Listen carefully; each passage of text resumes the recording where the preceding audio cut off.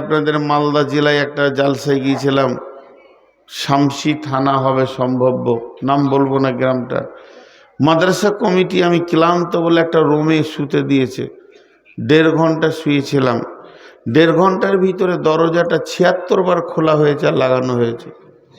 Committee ভাবছে আমাদের মেহমান খুব আরামে ঘুমাচ্ছে, কিন্তু পাবলিক ছাড়ে নাই, হুট করে খুলছে আর বলছে নূর মোহাম্মদ বে আবার লাগিয়ে দিলে।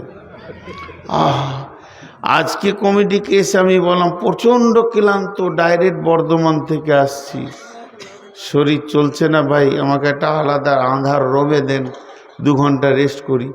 6-7 জন গিয়ে মোবাইলের লাইটটাই আবার চোখে মারছে, হ্যাঁ এসেছে, মাল পৌঁছে গেছে।